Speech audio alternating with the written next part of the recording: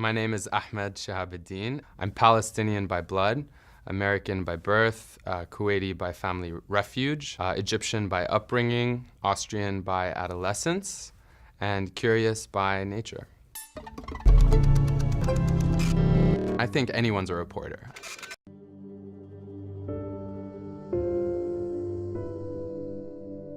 I think my upbringing and having lived but been from so many places but also not been from any one place in particular definitely influenced me in a very serious way. Borders and boundaries and divisions, all of that to me always seemed very counterintuitive, almost unnatural. It's definitely influenced me by making me be more open and more curious and inquisitive. I think that might actually be why I went into the field.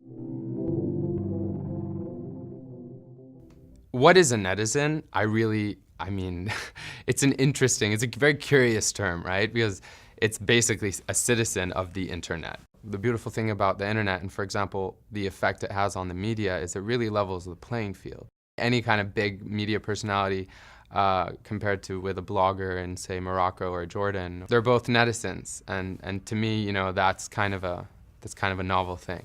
I mean, I think anyone's a reporter. Anybody, whether they're citizen journalists, whatever you want to call them, if they're taking information with their mobile phone, they're filming in Syria, or in Bahrain, tear gas or whatever it might be, and they're uploading it to the internet, they're reporting that, We don't want the news told to us. We want to be part of that process. I think news consumers are becoming producers, and it's exciting.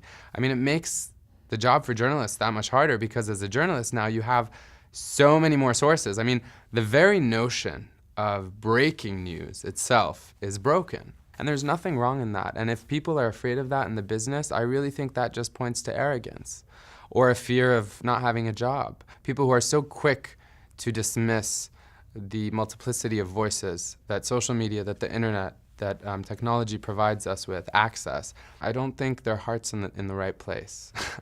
There can be a symbiotic kind of relationship between citizen journalists, activists, netizens, whatever you want to call them, people on the ground who understand the culture. They can fill that gap that a parachute journalist, someone who comes in only when the story is hot or trending or whatever, can't potentially add to the story. If you're dedicated to really understanding the story and getting to the heart of it, you will find that there's so much value in those conversations and the information and photos and videos that are being shared amongst the people who really care about the story because, after all, that's their life.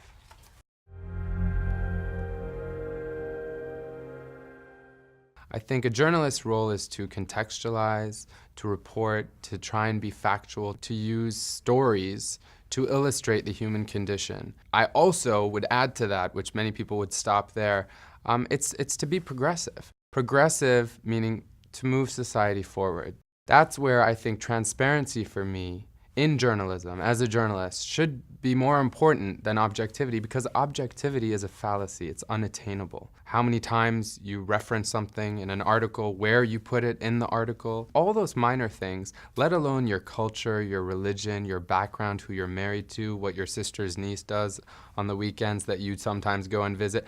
I mean, our lives are so multifaceted that to presume that professionally we can distance ourselves so much and provide an objective view is, I think, not as important or as alluring to me as providing a view that is truthful. And the truth, sadly, is subjective.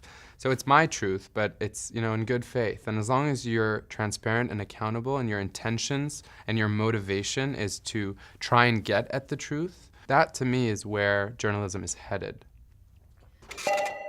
I'm Ahmed Shahabuddin, and you are watching Thinker.